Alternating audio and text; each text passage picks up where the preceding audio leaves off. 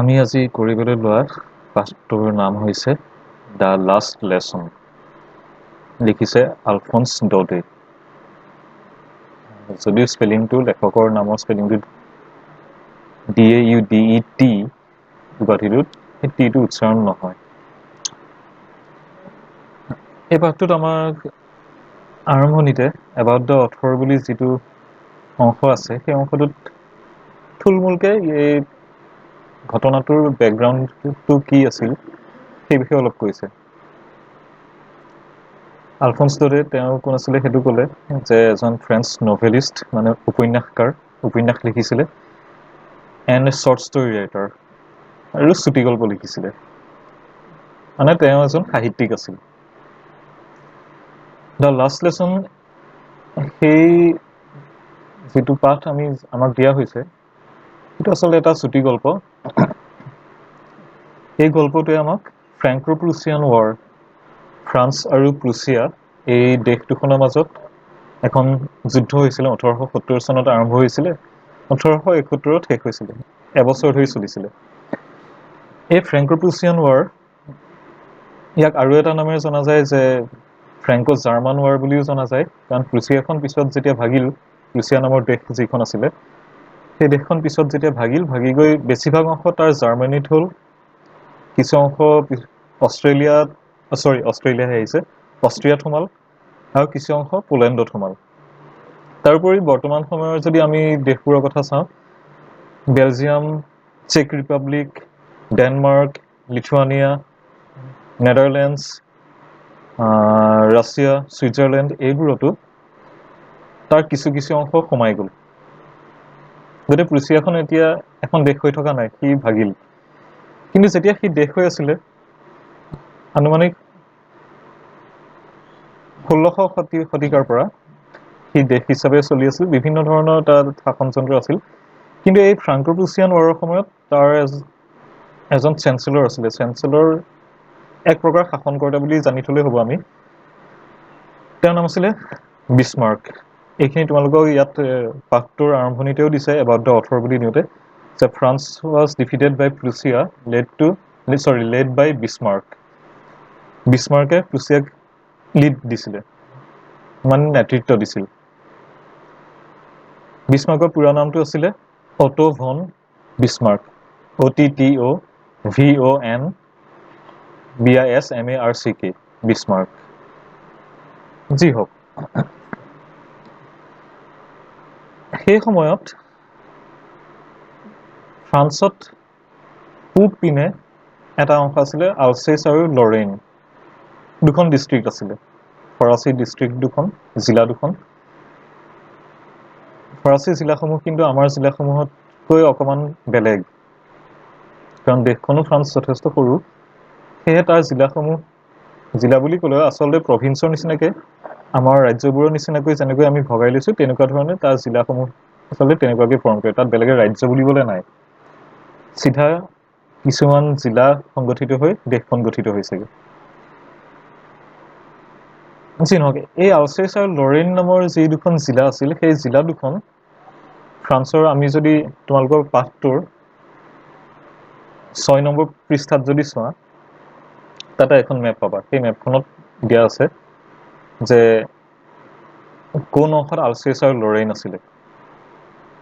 এবাৰ তালৈ গৈ চাব পাৰা।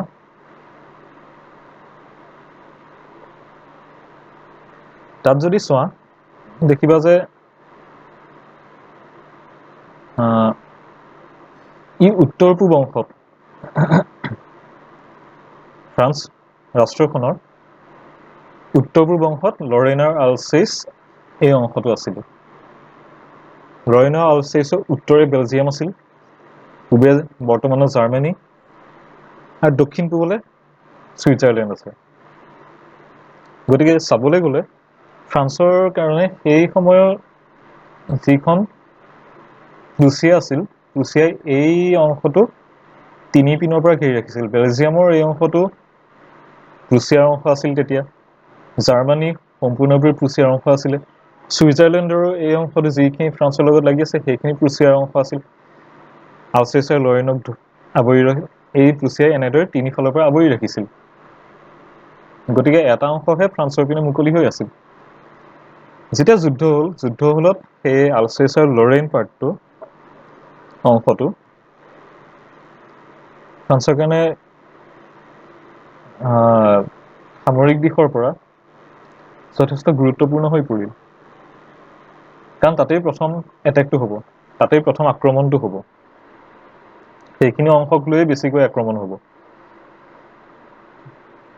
ফলত কি হৈছিল সেয়া আমি লেচনটোত দেখা পাম, চিধা চিধি নহ'লেও ইনডাইৰেক্টলি।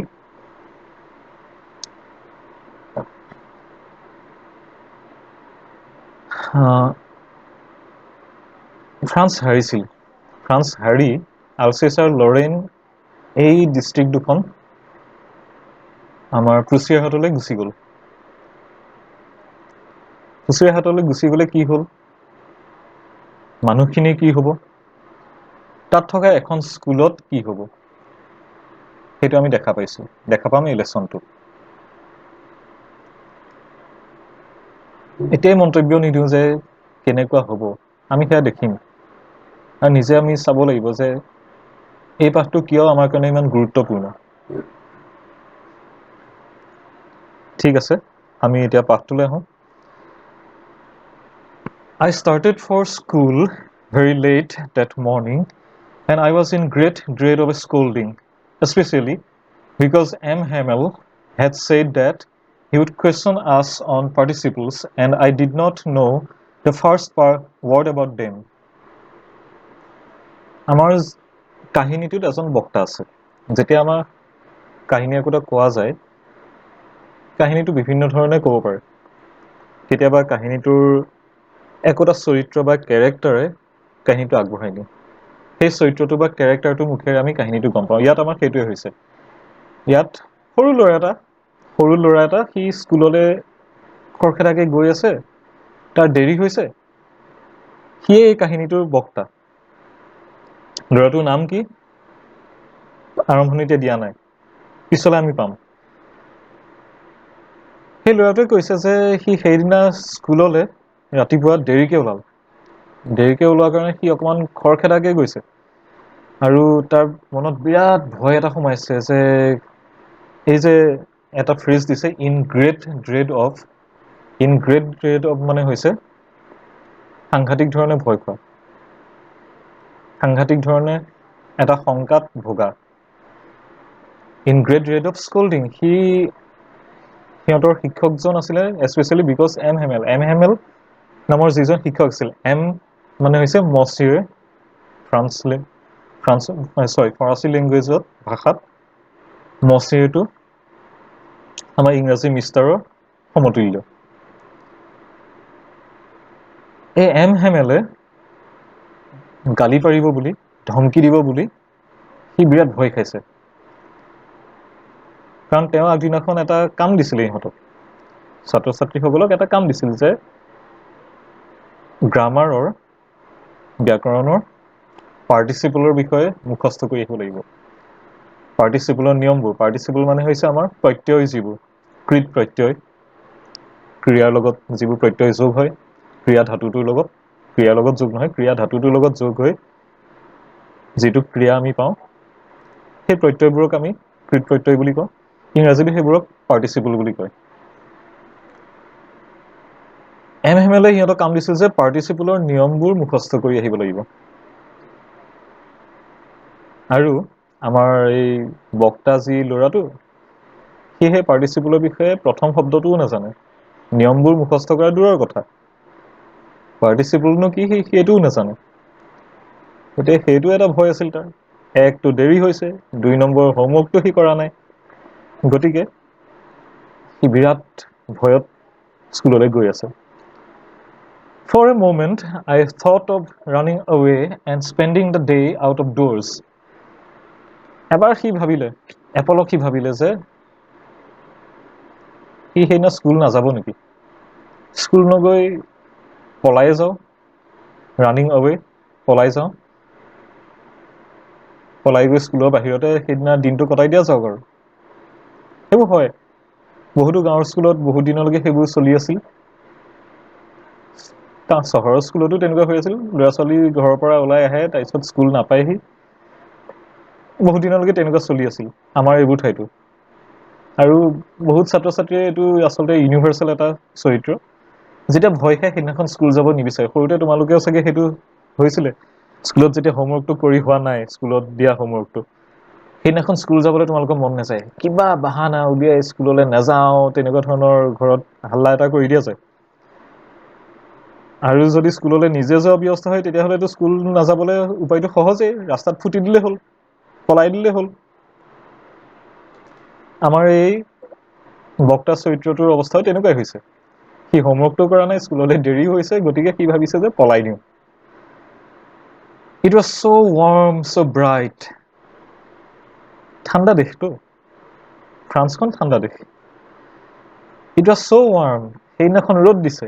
ৰ'দ দিলে কি হ'ব, ঠাণ্ডা দেশখনত সেই ৰ'দৰ ৰুমটো বিৰাট ভাল লগা হয়। ছ' ব্ৰাইট,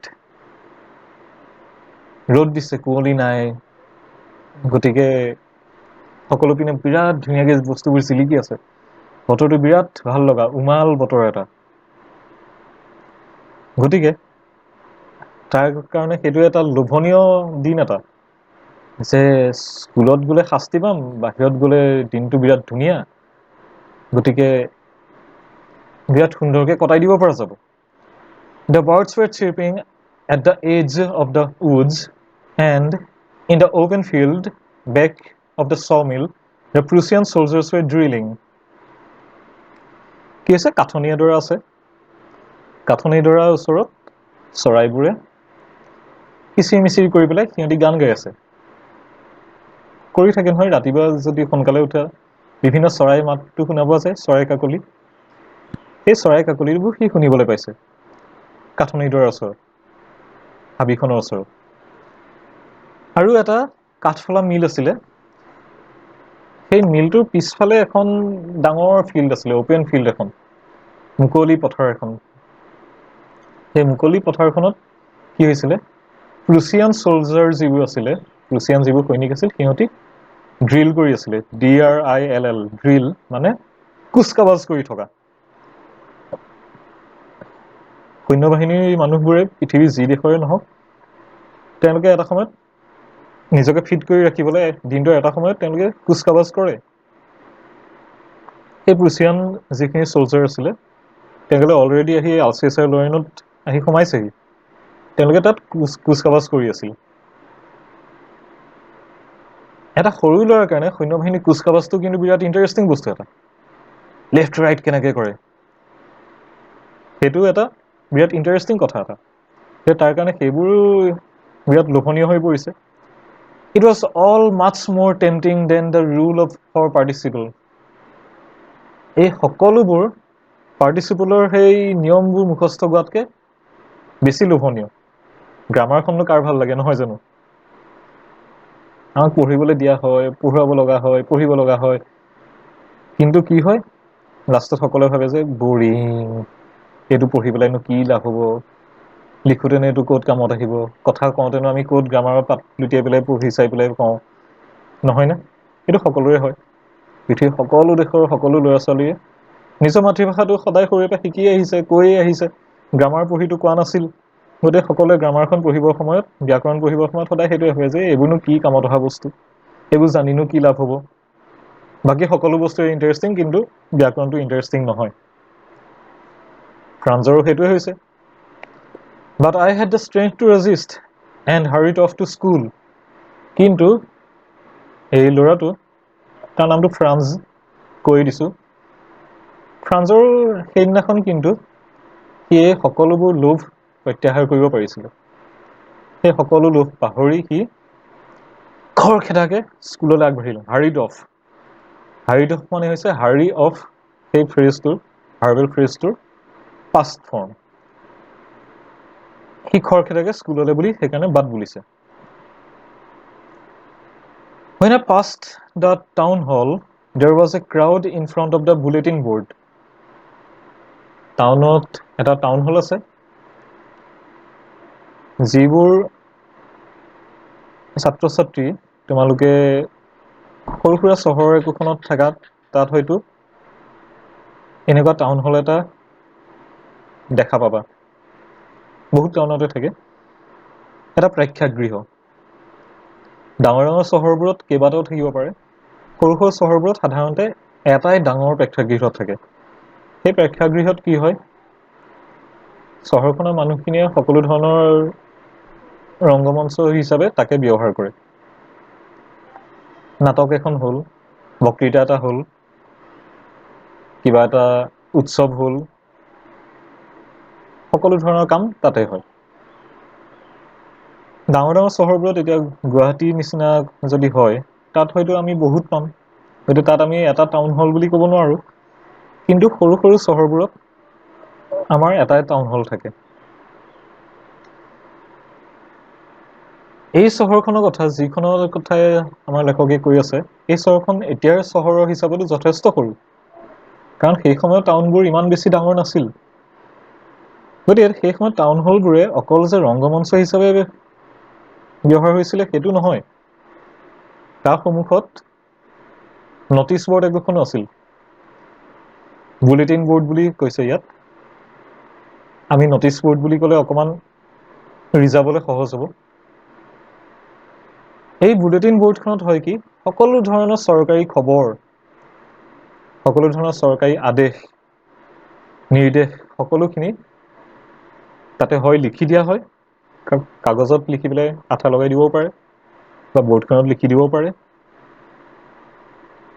তাতে লগাই দিয়া যায়, আৰু চহৰৰ মানুহে তাতে গৈ পেলাই পঢ়ি গম পায় যে শেহতীয়া খবৰবোৰ কি। কাৰণ আমি যিটো সময়ৰ কথা কৈ আছোঁ, যিটো অঞ্চলৰ কথা কৈ আছোঁ, সেই সময়ত না তেওঁলোকৰ হাতত ৰেডিঅ' আছিল, না টেলিভিছন আছিল, আৰু যুদ্ধ বিধ্বস্ত এটা অঞ্চলত বাতৰি কাগজ এখনৰ ব্যৱস্থাটোৰ কথা আমি ভাবিবই নোৱাৰোঁ। গতিকে তেওঁলোকে খবৰ ক'ত পাব? খবৰ পোৱাৰ উপায় এটাই আছিলে যে সেই বুলেটিন বৰ্ডখনতে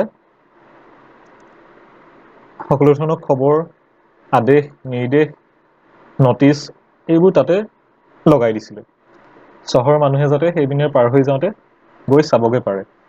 তোমালোকৰ স্কুল বা কলেজতো নটিচ বৰ্ডত কি কৰে?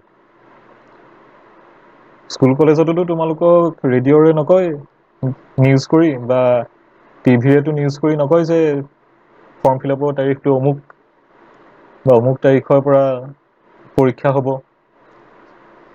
এইবোৰতো তোমালোকক ৰেডিঅ' টিভিত নকয়। সেইটো কেনেকৈ গম পোৱা? সেইটো গম পোৱা যে স্কুলৰ যিখন নটিচ বৰ্ড আছে তাতে লিখি দিয়ে বিভিন্ন ধৰণৰ নিৰ্দেশসমূহ, আৰু সকলোৱে কি কৰে, তাতে গৈ চায়, যাৰ যাৰ ইচ্ছা আছে তাতে গৈ চায়। এই টাউন হলৰ বুলেটিন বৰ্ডখনৰ সেইটোৱে কাম আছিল। যিয়ে যি জানিব খোজে শেহতীয়া খবৰৰ বিষয়ে, শেহতীয়া নিৰ্দেশবোৰৰ বিষয়ে, সেই বৰ্ডখনতে গৈ চায়। For the last 2 years, all our bad news had come from there. এতিয়া পাঠটোৰ আৰম্ভণিতে আমাক কৈছিলে যে যুদ্ধখন আৰম্ভ হৈছিল 1870 চনত আৰু শেষ হৈছিল 1871 চনত। কিন্তু কথা হৈছে যুদ্ধ এখন হঠাতে এদিন আৰম্ভ হৈ নাযায়, তাৰ আগৰে পৰা সৰু সুৰা খুটখাট লাগি থাকে। ডাঙৰ যুদ্ধ এখন দেৰিকেহে হয়। ফ্ৰান্সে এই যুদ্ধখনক দ্য ৱাৰ অফ 1870 বুলি কয়। দ্য ৱাৰ, দাটো লগোৱাৰ অৰ্থ হৈছে বিশেষকৈ সেই যুদ্ধখন মনত ৰাখিবলগীয়া যুদ্ধ তেওঁলোকৰ কাৰণে। তেওঁলোকৰ কাৰণে মনত ৰাখিবলগীয়া যুদ্ধ যদি হয়, সেইখন এখন এবছৰীয়া যুদ্ধ নহয়, তাৰ আগৰে পৰা বহুত কুচকাৱাজ চলি আছে, যুদ্ধ হ'ব নহ'ব, হ'ব নহ'ব, এটা টেনচন দুইখন ৰাষ্ট্ৰৰ মাজত চলি আছিল। গতিকে যোৱা 2 বছৰ ধৰি দুইখন ৰাষ্ট্ৰই ইখনে সিখনৰ ওপৰত যুদ্ধ বুলি ঘোষণা নকৰিলেও আমাৰ ভাৰত পাকিস্তানৰ যেনেকৈ বৰ্ডাৰত গুলীয়াগুলী চলি থাকে তেনেকুৱা ধৰণৰ তেওঁলোকৰো চলি আছিল। আৰু সেই 2 বছৰত এই বৰ্ডখনৰ পৰা আমাৰ এই আলচেছ আৰু লৰেইনৰ মানুহখিনিয়ে একো ভাল খবৰ পোৱা নাছিল। সকলো ধৰণৰ বেয়া খবৰখিনিহে তাৰ পৰা পায়। কেনেকুৱা ধৰণৰ বেয়া খবৰ? দ্য লষ্ট বেটলছ, ফ্ৰান্সে কোনো যুদ্ধ জিকা নাই, এই প্ৰুচিয়াই জিকি আছে, ফ্ৰান্সে হাৰিছে, তাৰ খবৰটো পায়। নিজৰ দেশখন হৰা বুলি শুনিলে কাৰ ভাল লাগিব কোৱাচোন? কাৰো ভাল নালাগিব। দ্য ড্ৰাফ্ট, এই ড্ৰাফ্টৰ অৰ্থটো হৈছে সেনাবাহিনীত মকৰলৰ কাৰণে এখন লিষ্ট উলিয়াই দিয়ে যে কাক কাক মকৰল কৰা হৈছে, কাক কাক সেনাবাহিনীত ভৰ্তি কৰি লোৱা হৈছে। ফ্ৰান্সখন সৰু দেশ এখন, ফ্ৰান্সেই নহয় তেনেকুৱা বহুত সৰু দেশ আছে। সেই সময়ত তেওঁলোকে সেনাবাহিনীৰ কাৰণে ইমান বেছি চাই চিতি মানুহক ভৰ্তি কৰিব নোৱাৰিছিল।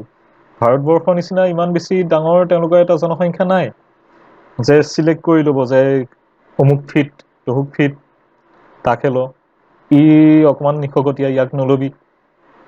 তেনেকুৱা সৰু দেশ এখনে সৰু জনসংখ্যা এটাক লৈ তেনেকৈ তেওঁলোকে চিলেক্ট কৰিব নোৱাৰে। গতিকে তেওঁলোকে একোটা অঞ্চলৰ পৰাই মানুহবোৰ অন্তৰ্ভুক্ত কৰি লয়। য'ত যুদ্ধ হৈছে তাতে সেই অঞ্চলৰে মানুহখিনি লৈ লয়। আৰু তেতিয়া সময়ত যিহেতু যোগাযোগ ব্যৱস্থা সিমান উন্নত নাছিল, সেই লোকেল মানুহ লোৱাটো তেওঁলোকৰ কাৰণে অকণমান সুবিধাজনকো আছিল। লোকেল মানুহ এজনে সেই ঠাইখনৰ কথা বেছিকৈ জানিব, গতিকে স্থানীয় মানুহখিনিৰ অন্তৰ্ভুক্তি বেছি কৰিছিল। সেই স্থানীয় মানুহ কাৰ কাৰ নাম সোমাল ড্ৰাফ্ট বোলা সেই লিষ্টখনত ওলাইছিল। এতিয়া কথা হৈছে যুদ্ধ হৈছে, এই স্থানীয় মানুহখিনিয়ে নিজেতো যুদ্ধ বিচৰা নাই, দুখন দেশেহে যুদ্ধ কিবা প্ৰকাৰে গৈ যুদ্ধত সোমালগৈ।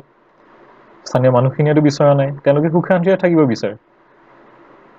তাৰপিছতে যুদ্ধ হ'ল যেতিয়া, তেতিয়াও তেওঁলোকে বিচাৰে যে ঠিক আছে এইবোৰ যি হয় হৈ থাকক, যুদ্ধখন শেষ হওক, আমি আকৌ শান্তিৰে জীয়াই থাকোঁ।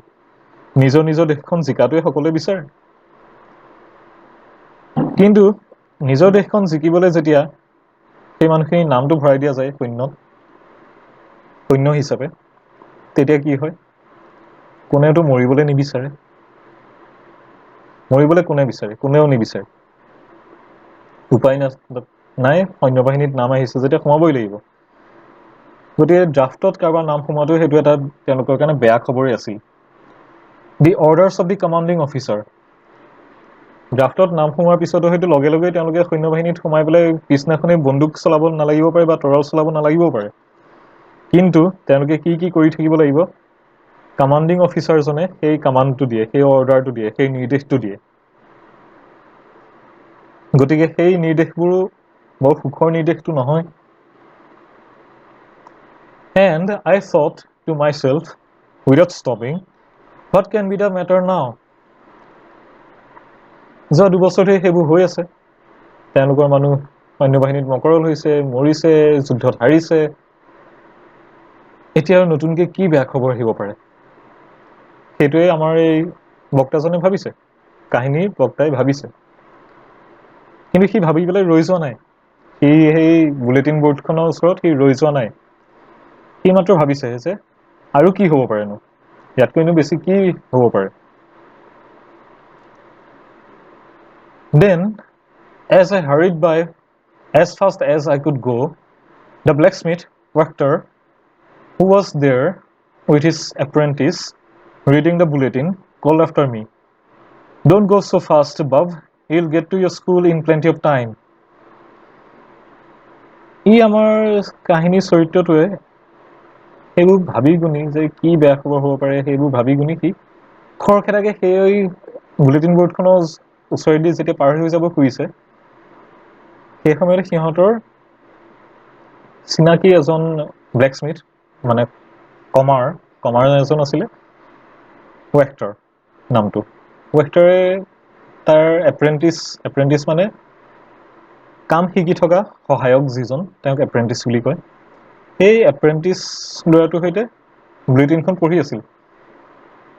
তেওঁ আমাৰ এই বক্তা ফ্ৰান্স নামৰ ল'ৰাটোক দেখিলে যে ই কবাকবিকে দেখোন স্কুললৈ গৈ আছে।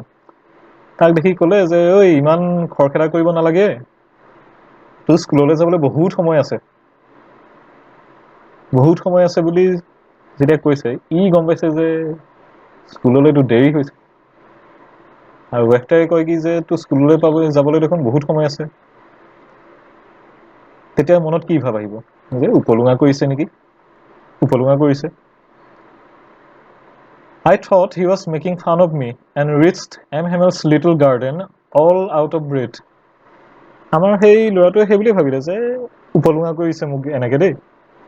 এতিয়া সি কবাকবিকে গৈ সিহঁতৰ যিজন শিক্ষক আছিলে এম হেমেল, স্কুলৰ এজনে শিক্ষক সেই স্কুলখনত, তেওঁৰ এখন গাৰ্ডেন আছিলে।